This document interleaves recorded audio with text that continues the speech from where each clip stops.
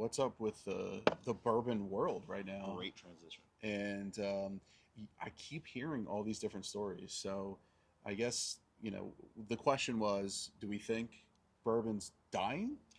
That's what people are saying. Like the bourbon hype train that started 2010, 2015. Because don't get me wrong, there's going to be whiskey enthusiasts that you'll find that have been doing it since the 90s. And there's going to be people before that. But the hype chain, like where it really started getting insane, where people are searching liquor stores all over, I would say started around that 2015 mark. And, there's going to be people that argue maybe 2010. But point being, there's a big argument out there right now that it's not as popular. Bottles are sitting on the shelves. Allocation prices are dropping, which is a great thing for us. Yes. But we were talking about this on another episode with Andrew. Is like part of the fun is the hype and the rarity because it's not as exciting if you're getting bottles that you can easily get. Correct. And they view that as a negative thing. It doesn't have to be a negative thing. Anyway, I want to talk about that. Like, you go first. What's your thought? Do you think that the bourbon hype has died down and whiskey is not as popular as it was 5, 10 years ago? I think that tequila is taking some of the marketplace share. So tequila is becoming more popular, which is allocating more dollars to that than bourbon. I think in general, whiskey probably will never go away. It just will always be, have a large market share. But, I think there's kings every year. Wine for a long time was that. I think tequila is becoming more popular.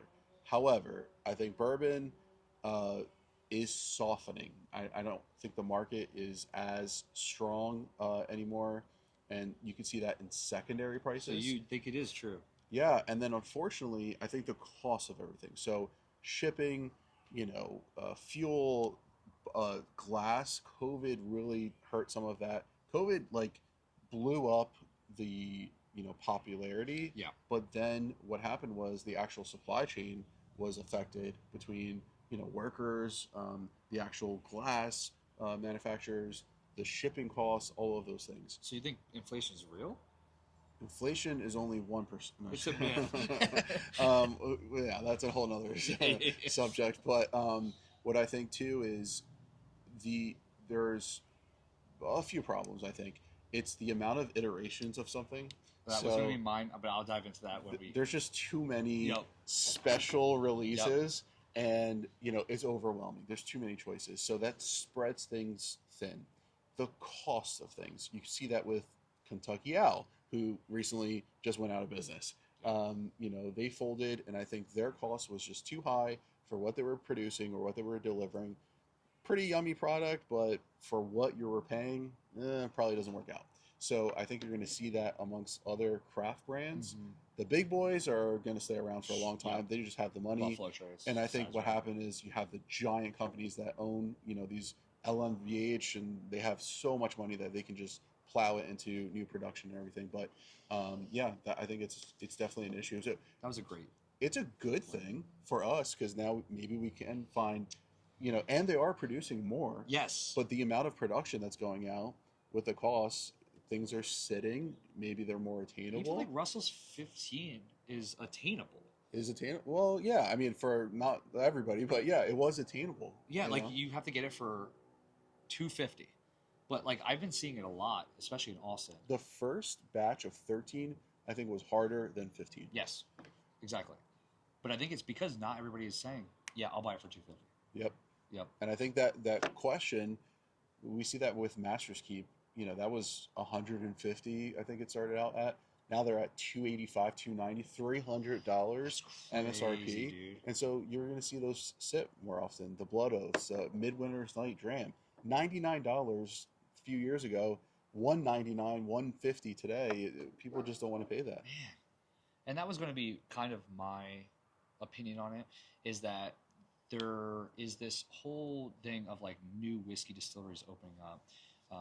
I'm seeing it just in Austin. Like everybody wants to hop on the train, and it takes a while, right? So if you want to start a business, it's going to take like 2 to 3 years just to get it opened, and then the whiskey takes like 4 years to like Right. release, or 2 to 3 years, whatever.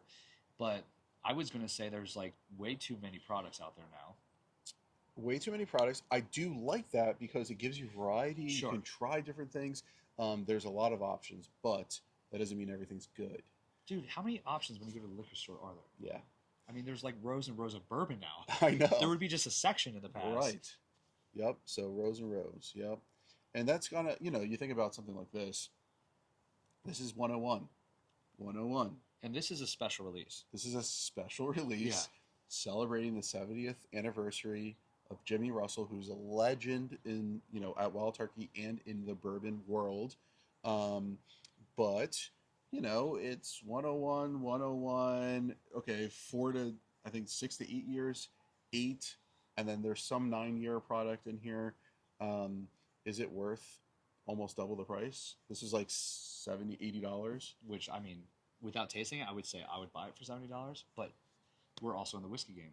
That's what we forget. There's like everyday drinkers that only buy 4 to 6 bottles. Correct, who just like the taste. So Yeah. why would I want to spend that much more? And that's a great example of, okay, is there too much produced? But I think it's all subjective what you want to do and what fits your budget. I wouldn't stress out to like try to find something that to go into debt to try to do that. But For sure. I think if you do love the game, I find it refreshing that there's so many distilleries, so many craft people coming up with potential new takes on bourbon, on whiskey in general. I'm excited about that, but there has been a change this past year, for sure. I agree. Do you think it's going to like die out completely? Well, No. not like 100% die out, but do you think it's going to like drop off where there's not still these people chasing whiskeys?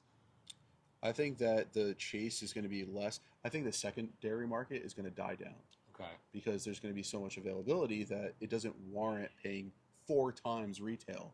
So I think maybe 2 times retail might still occur, Yeah. but I don't think it's going to be 4 to 8 times retail.